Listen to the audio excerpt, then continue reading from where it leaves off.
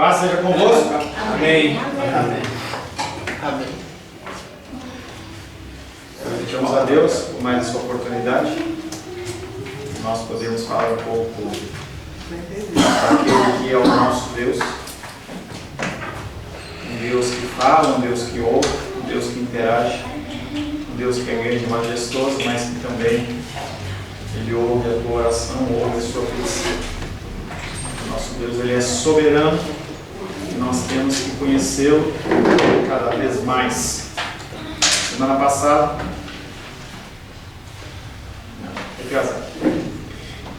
demos a introdução a respeito do tema de santidade e nós falamos na semana passada sobre a santidade moral de Deus. Falamos que esse é um termo que nós vamos nos dedicar mais porque é aquilo que nós podemos viver. Tá? Então, é algo que é comunicável, pelo menos em parte, de Deus para mim e para você, que são ordenanças, características e modo de agir que nós temos que, como cristãos, assim o fazer ou buscar fazê-lo. No sentido derivado, sempre no sentido derivado, qualquer atributo comunicável de Deus vem de Deus para você. Você não tem inerente a você, você não é uma bateria, você não é uma fonte, você é simplesmente um canal. Tá? E as leis que Deus nos dá refletem quem Ele é moralmente e quem nós temos que buscar a ser. Falamos da importância da santidade divina, falamos que Ele é o único atributo de Deus que Ele é enfatizado de uma maneira especial. Falamos que não se fala que Deus é santo, que é amor, amor, amor, misericórdia, misericórdia, misericórdia. Nós falamos que Ele é santo, santo, santo. Falamos também que a santidade é algo que qualifica os outros atributos. Nós falamos que o amor de Deus é santo, que a justiça de Deus é santa, que a misericórdia de Deus ela é santa. E finalizamos algo a semana passada falando que não somente em suas doces promessas Ele faz juramento no cumprimento da sua vontade, mas também nos seus juízos. Nós temos que entender que Deus Ele é santo tanto na demonstração de amor e cumprimento das suas promessas, mas também em relação a juízo. Tá? O juízo de Deus também Ele é santo. Não há ninguém que vai poder dizer que Deus Ele está julgando de maneira errada.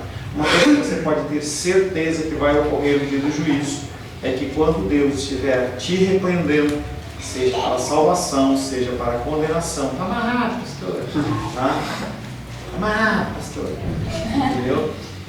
Você vai ter a consciência plena de que Deus está certo.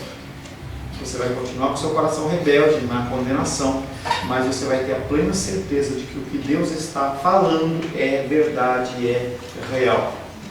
Falamos também que a sua santidade é a garantia do compromisso das suas promessas. Aí o exemplo de Cristo, que apesar com certeza foi algo que não foi agradável a Deus dentro do âmbito da paternidade dele em relação a Cristo, e foi agradável em relação ao seu juízo. Hoje começamos a falar sobre o padrão da santidade divina. Quando você pensa em padrão, são referências. Eu já dei esse exemplo, vou dar de novo porque é pertinente. Quando você pensa em uma carne saborosa, você na tua mente vem um restaurante XYZ, ou um mercado, um evento. Se você pensa em um automóvel, você vai pensar aquele que deu menos problema para você, ou você associa com coisas. Então nós temos padrões que nós estabelecemos como corretos ou incorretos. E nós julgamos as situações dentro desses padrões. Por isso que o nosso padrão tem que ser o mais correto possível, para que não venhamos a executar juízos que são errados. Os nossos juízos são errados porque os nossos pressupostos, a nossa base de conhecimento, ela é errada. Ela é alicerçada muito mais nos nossos sentimentos, muito mais nas nossas percepções do que realmente o que a palavra diz. É algo que eu sempre digo em aconselhamento. Não julgue a sua vida pela minha. Não espere que eu fale o que eu acho, mas sim o que as Escrituras dizem.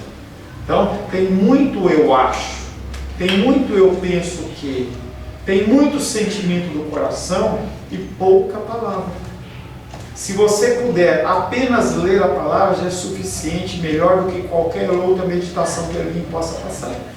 Então, por isso que, de vez em quando, eu exorto o Denise, mesmo aqui na Dominical, eu falo assim, saia do devocional e tente ler, tente construir um devocional você. Não necessariamente você terceirizar, pode, mas o importante é você ler um texto e buscar o que aquele texto está dizendo, e não receber a coisa pronta.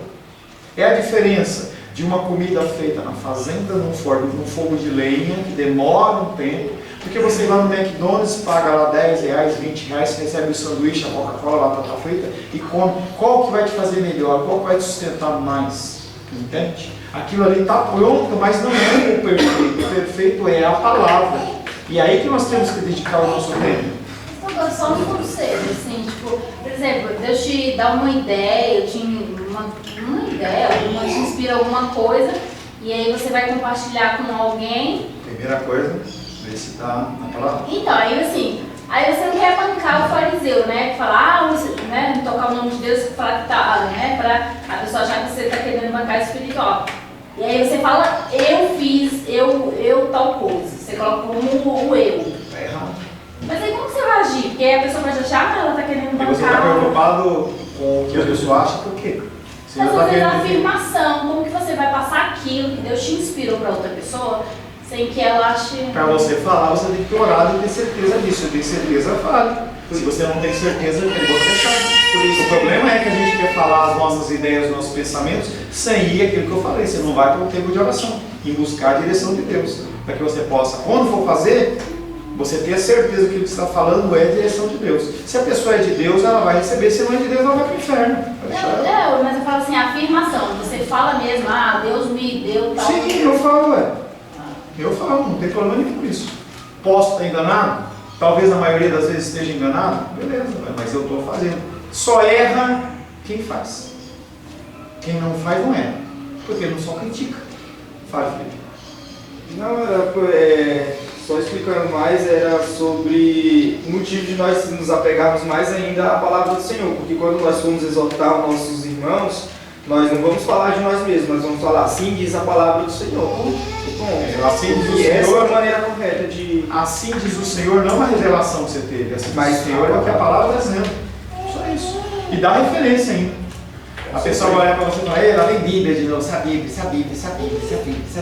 Deixa eu falar, mas é essa Bíblia. Não podemos definir o padrão de santidade em Deus como definimos a santidade dos seres humanos ou dos seres celestiais. Nós podemos definir padrões humanos, mas não padrões divinos. Tá? Não tem como. É Ele que faz a definição dos padrões e não o contrário. Ele, Deus, não pode ser medido pela lei que criou. Isso é outra coisa. Você não pode medir Deus pela palavra que Ele fala, porque Ele é acima dela. Ele é muito maior que ela. Tá? Então, por exemplo, quando dentro do conceito de dízimo, a gente vê algumas igrejas que falam assim, eu vou colocar Deus na parede. Porque lá no versículo tal ele fala, se você negar seu dízimo e oferta, o seu celeiro vai ser cheio. Você olha para o seu celeiro está vazio. Aí você fala, vou colocar Deus na parede, porque ele tem que cumprir o que ele está falando. O padrão dele é acima da palavra. Não tem isso. Não tem isso. Até porque quando você lê a Bíblia, você vê os conceitos de dízimo são em eventos separados, como o senhor gosta de citar de Moisés. Eles davam dízimo, davam a mais, sobrava, eles tiveram que parar, mandar as pessoas pararem para poder, porque não tinha mais onde colocar as coisas. Aí eles podem usar isso também como base, porque dependendo do contexto da palavra, ele cita dízimos como, em umas situações, exceções. Ele não pode ser medido pela lei que criou para os seres humanos, para seres finitos que estão sujeitos ao seu governo moral. Quem manda é Ele, quem governa é Ele. Não existe um padrão de santidade moral de Deus fora dele mesmo. Não tem nenhuma referência.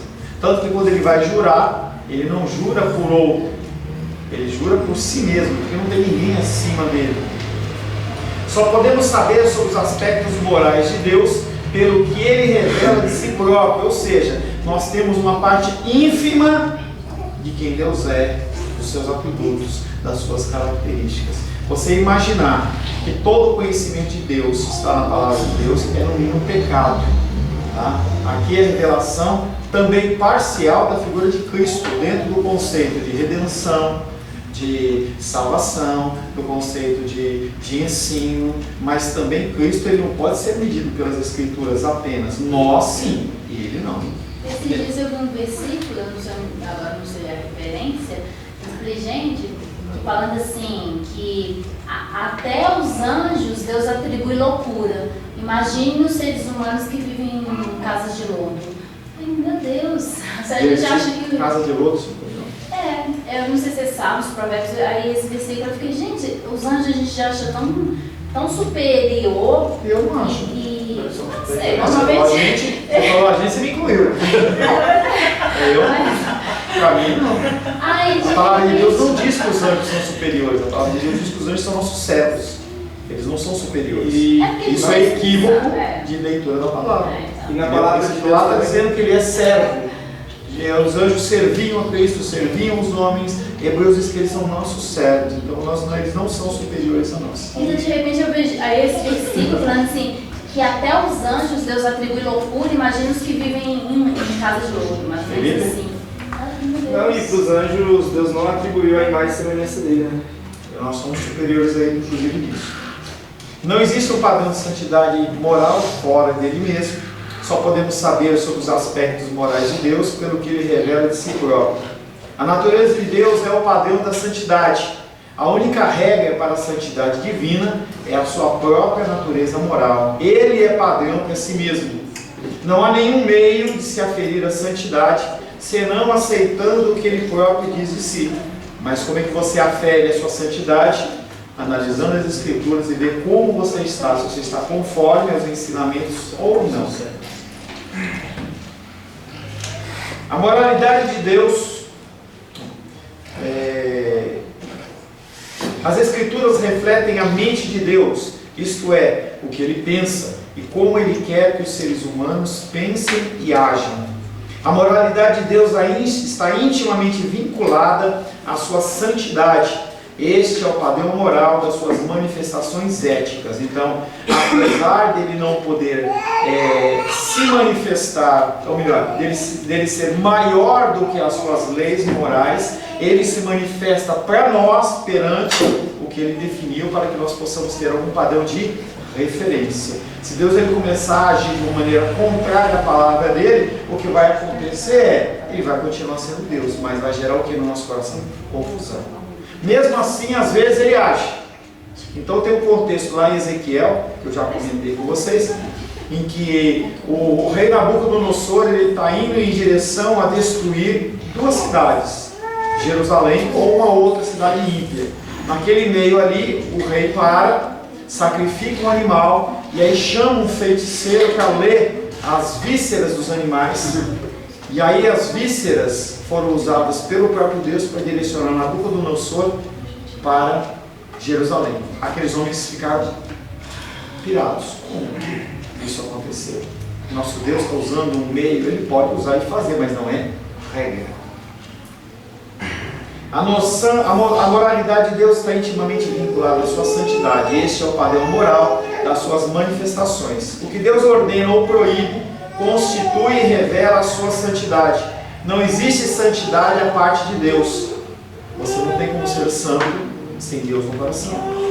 Então, se você pega um clérigo da Igreja Católica, que ele é canonizado, se ele não tem Deus no coração, aquela patente dele é apenas humana, mais nada.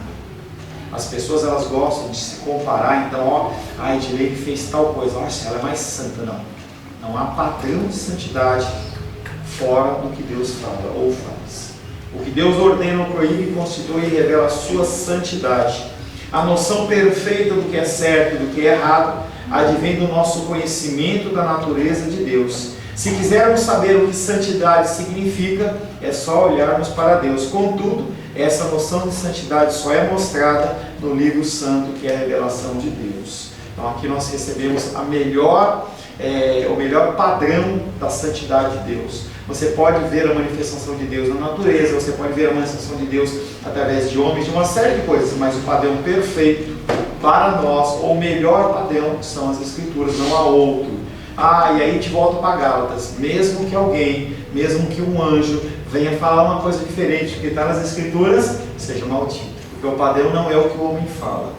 Mas eu tive uma revelação, um pensamento, eu tive uma dedução nova das Escrituras. É um hábito que nós temos que ter. Manifestações da santidade de Deus. A santidade moral de Deus está revelada de várias maneiras nas Escrituras. Ela pode ser vista nas suas obras, nas suas leis e na redenção do pecador. Essas são as três formas que Deus escolheu para manifestar a sua santidade, as suas obras, o que Ele faz. As suas leis, as suas ordenanças, os seus mandamentos. E a minha redenção e a sua redenção, nós vamos ver uma a uma. Manifestação de Deus nas suas obras. Deus fez todas as coisas boas, inclusive o homem. Amém. Tá? Então, apesar da gente ver mais as pessoas olhando os animais como seres melhores para se conviver, isto é uma mentira. Nós fomos feitos em imagem e semelhança de Deus, e os bichinhos, eles estão aqui sim, mas você não pode querer comparar um relacionamento de homem e ser humano com ser humano com um bicho. Não tem como fazer isso. Por mais que você entenda que você pode choramingar, pode falar, e ele não vai resmungar. Se você quer realmente ter esse tipo de relacionamento na sua vida, tenha, mas não é o ideal. Pessoas casam e deixam de constituir uma família e ter filhos porque querem ter a sua liberdade. Isso é fora do padrão de Deus. Tá? É lógico que tem pessoas que têm dificuldades físicas, não podem outra coisa. Deus fez todas as coisas boas, inclusive o homem. Deus fez todos os seres racionais santos. Todos aqueles que são os filhos dele, que são seres racionais, são escolhidos por ele, são santos no sentido de separado. Judas capítulo 6. Judas versículo 6.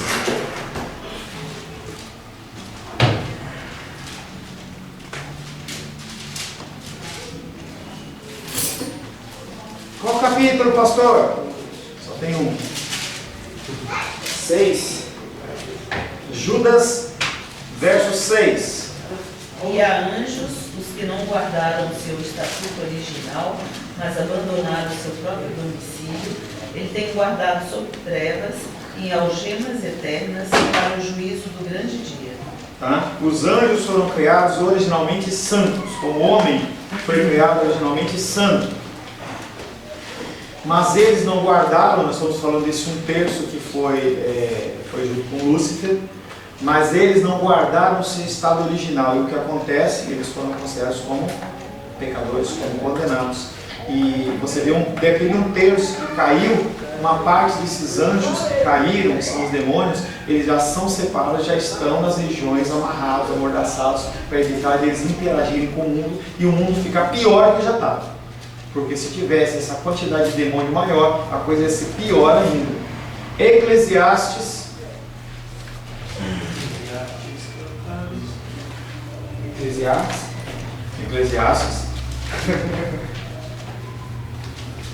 Capítulo 7. Qual versículo? Eclesiastes 7. É a página?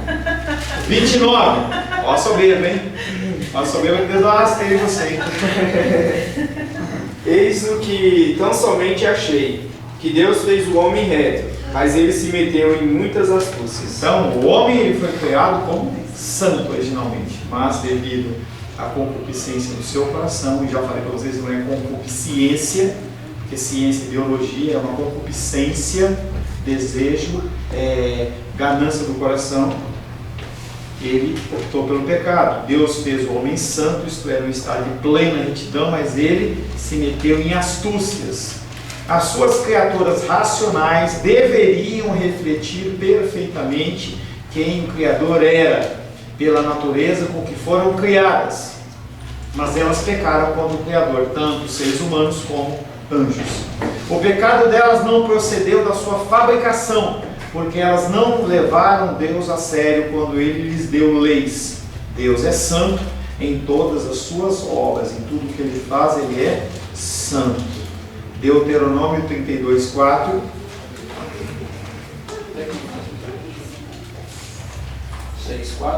32:4. 52 a parte. Deixa o povo procurar. Eis a rocha, suas obras são perfeitas, porque todos os caminhos são juízo. Deus é fidelidade, e não há nele injustiça. É justo e reto. Eis a rocha!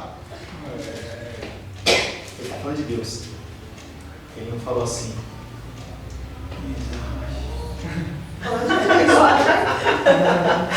Eis a rocha! Deus Cristo. Eis a rocha! É que no contexto do Antigo Testamento não havia figura messiânica ainda. Eis a rocha, suas obras são perfeitas, porque todos os seus caminhos são juízo. Deus é fidelidade e não há nele injustiça. É justo e reto. Tudo que procede de Deus é justo e reto. Então, nas suas obras, tudo que foi feito de uma maneira perfeita. Deus também se manifesta. Não fiz nada. Deus se manifesta nas suas leis. Tinha um pastor que, quando começava a tocar, ele falava assim: vou amarrar o celular. Entendeu? Está amarrado o celular. Vai funcionar só em agosto. Eu tinha esquecido que eu tinha pegado. É, velho. Eu não falei isso. Não, você tá falando. Deus se manifesta também nas suas leis. A santidade de Deus pode ser vista no reflexo da sua natureza, que é a sua lei. Romanos 7,12.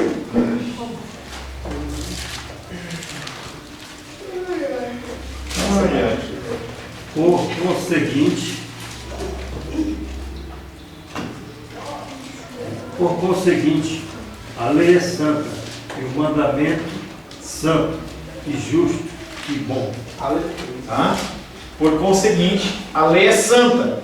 Ou seja, tudo que é lei, todas as ordenanças do Senhor é santa, é separada. E o mandamento santo. E é justo e ele é bom. Pastor, você não conhece a minha vida. Você não conhece a minha mãe. Minha história. Deus, ele é justo. Em tudo. Não é indireta, é direta. Deus, ele é justo. Eu mereço. Entenda que cada um aqui tem um particular. Cada um tem um particular. Uns têm malas que moram em casa e não ajudam. Outros têm outras coisas. Porque cada um tem. Mas toda essa armação é para que você seja mais semelhante a Jesus. Entenda que nós não aceitamos. Vai dizer, lógico que não. Lógico que não. Eu também fico invocado, eu fico indignado. Agora, o mandamento ali de perdoar 70 vezes 7 está errado, porque eu perdoo 80 vezes 8. 70 vezes 7 é uma representação simbólica que está representando eternidade em quantidade. E se você for procurar pelo numeral, são 70 vezes 7, que são 490 vezes do mesmo pecado no mesmo dia, de 24 horas. O mesmo pecado? Mesmo. Fica beliscando ela. É por isso que o contexto nós temos que perdoar sempre. Não é 490 a vida inteira, é num dia, no período de 24 horas. Porque não se põe o sol sobre a sua ira. Sim, pastor, eu espero que o senhor entenda isso também, que não se põe o sol sobre a nossa ira. Mas, por exemplo, 70 vezes 7, o mesmo pecado? Mas o mesmo? Quando entrar outro já é outro conto. Ah, já é outra conta. Isso eu ainda não tinha entendido. Amém. Mas eu perdoo 80 vezes 8. Perdoa nada. Entenda que perdão é você perdoar e você não ter amargura no coração. Você não é não lembrar, você lembra, você não fica Não, amargura. mas aí eu fico com amargura. Aí no minuto seguinte já amarga de novo. Pois é. Deus está forjando você para uma pessoa melhor. Amém. Eu vou morrer canonizada. Não, você vai morrer carecendo da glória de Deus porque você é pecadora Não, miserável. eu já sou canonizada. Ó, se tiver algum remanescente católico aqui, eu sou a Santa Edilene. Quem te conhece? Perdoa ela. É o padrão dela, a santidade dela. Vai, Denise. Não, então, por exemplo, se uma pessoa tem um comportamento como você por muito tempo, né? Então você tem que sempre liberar para ela o perdão constantemente, sempre. Aquele comportamento, se você tem contato com ela por muitos anos, você tem que sempre liberar o perdão diante que ela não muda. Padrão, Cristo em relação a mim e você. Toda vez que você vai a Cristo e pede perdão pelo pecado que você comete todas as vezes, que não é 409, você vai lá e Ele perdoa. Porque o sacrifício dele é suficiente para cobrir a multidão dos seus pecados. Sim. O mesmo padrão que é a oração do Pai Nosso. Perdoa as nossas dívidas, nossas ofensas, assim como nós. Então, a oração de Jesus Cristo é uma oração que você está fazendo, é como se fosse um voto com o Senhor, entendeu? Mas é lógico que ali é um padrão de oração que você está sendo mostrado. Se Deus fizer isso, vai tudo pro inferno. Entendeu? A gente tem que sempre ir a Cristo, sempre ir. Por isso que, da mesma maneira que nós vamos, quando alguém vier a nós perdoamos. É a parábola do credor incompassivo. A pessoa devia R$1 milhão e o outro devia R$10. Ele perdoou tanto um como o outro. Só que aquele que devia R$10, aquele que foi perdoado em 1 bilhão, cobrou a dívida. Então ele foi lá e mostrou para ele assim. Deixa eu voltar. Não, só concluindo aqui, pastor. Não tem conclusão, você vai querer achar Não, dizer que, né, graças ao Felipe aqui, o senhor também complementou, eu entendi, porque eu achava que era 490 no dia, considerando todos. Mas se é para cada pecado, 490, nossa. Vamos lá. Paulo diz que a lei de Deus é santa. Nós lemos Romanos 7,12. E Davi diz que ela é puríssima. Salmos 19,8.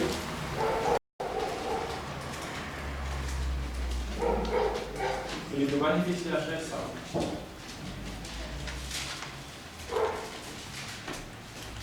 O meu caminho ele fechou e não posso passar, e nas minhas veredas por trevas. Tá certo? Não. É o conceito do Senhor. É que o Felipe ele leu o texto para exortar ele mesmo. Não. Vai lá. Vai, Rosângela. Vai. Os preceitos do Senhor são retos e alegram o coração. O mandamento do Senhor é puro e ilumina os olhos. Então, salmista Davi, mas eu gostei do texto que ele leu. Entendeu? Eu gostei desse texto. O texto ele vai falando que o Senhor ele controla todos os caminhos. E aí o salmista Davi diz que o temor, 19:8, os preceitos do Senhor são retos e alegram o coração. Ou seja, o juízo dele sobre a sua vida tem que trazer alegria em você. Porque você tem que entender que o agir de Deus é algo para te fazer mais semelhante a Cristo. Glória a Deus. Tá? O mandamento do Senhor é puro, ilumina os olhos. Essas duas palavras refletem o caráter do santo legislador. As suas leis refletem a sua santidade, elas são nascidas nas profundezas da sua santa natureza e adaptadas à natureza original do homem para que a gente possa entender. Se ele for mostrar dentro da linguagem dele, a gente não vai entender nada. Por isso que ele traz as escrituras para que a gente possa ter um padrão, que a gente possa entender. Originalmente, as leis de Deus, aquelas que ele deu no Jardim do Éden e as que ele imprimiu no coração do homem, combinavam perfeitamente com o modo como Deus o havia feito. Todos os estatutos de Deus são santos e revelam sua natureza. Deuteronômio 4:8.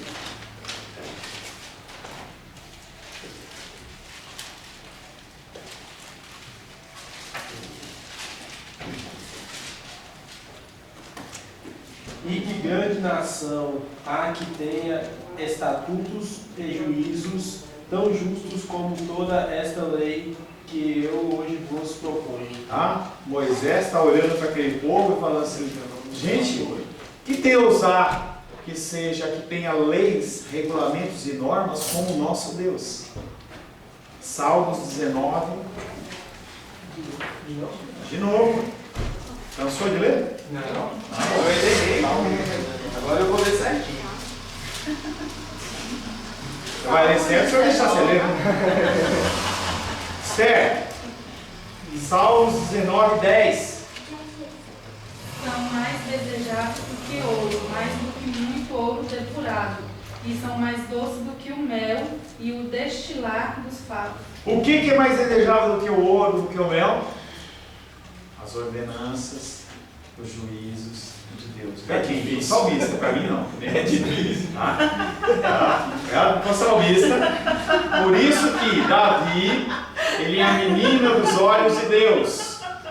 E você continua sendo aquele miserável pecador. Você. Pastor, mas ele adulterou, ele assassinou. Tudo bem, mas o coração dele é isso aqui. Aí o seu coração, você não mata e adultera, mas o seu coração continua sendo aquela pedra, né? Lei moral. Essa lei é a melhor e a mais clara demonstração do caráter santo de Deus dentro do padrão humano. Ela proíbe o pecado em todas as manifestações, seja nas suas manifestações mais grosseiras, como nas mais refinadas, seja pecadinho, seja pecadão. Porque ela é uma lei santa, com vários adjetivos. Romanos 7,12. É lá, Romanos 7,12. Mas já lemos, pastor. Tudo bem, então fala de cor. Por consequente, a lei é santa. Por o que, Wallace? Conseguinte, a lei é santa. E o mandamento santo e justo e bom. Salmos 19. Percebe não, Salmos não. Gente, deixa o Salmos 19 aberto. Tô brincando. Versículo. Salmos 19. Versículo 8 e 9. Os preceitos do Senhor são retos e alegram o coração. O mandamento do Senhor é puro e ilumina os olhos. O temor do Senhor é límpido e permanece para sempre.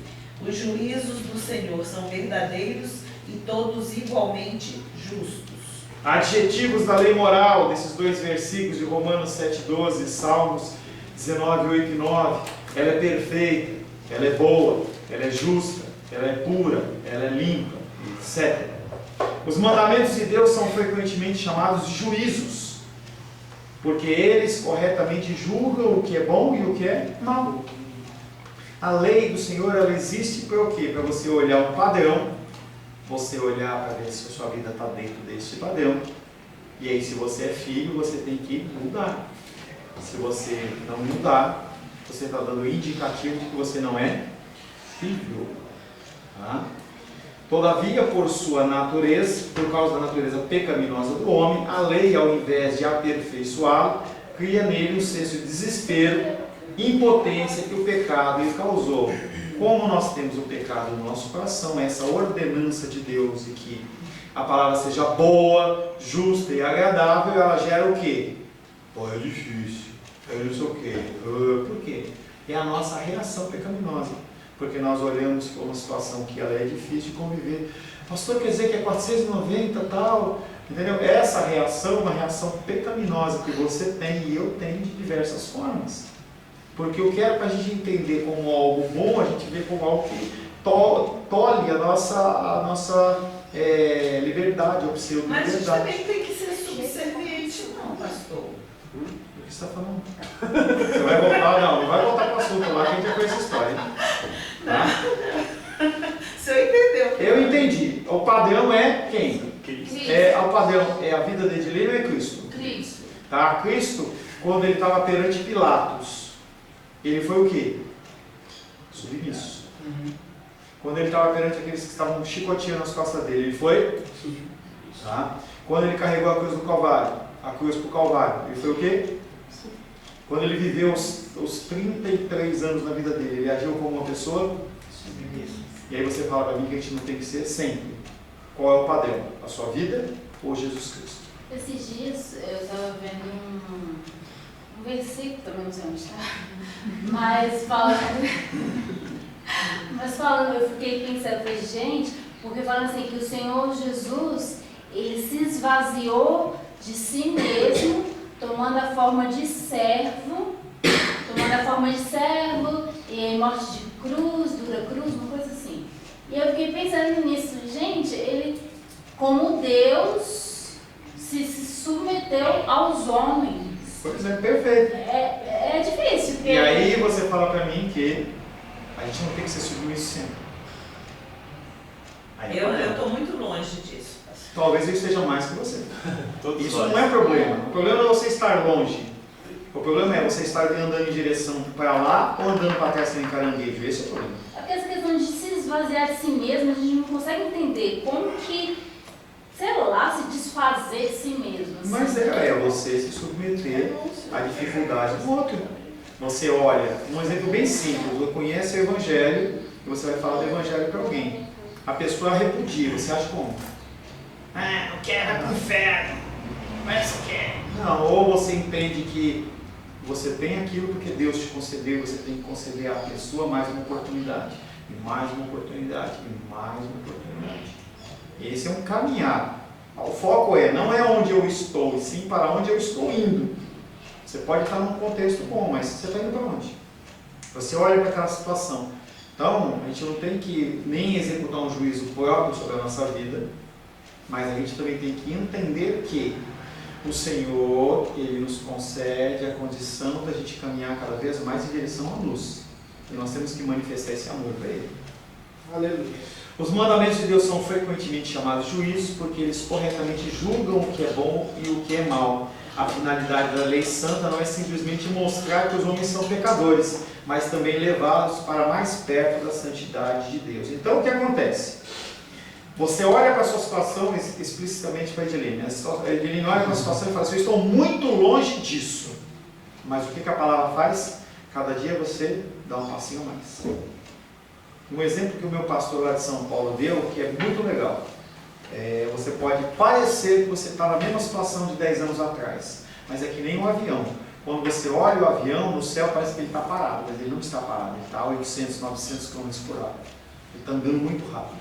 Então, depende do referencial que você olha. Então, no seu referencial, você não consegue ver o seu crescimento.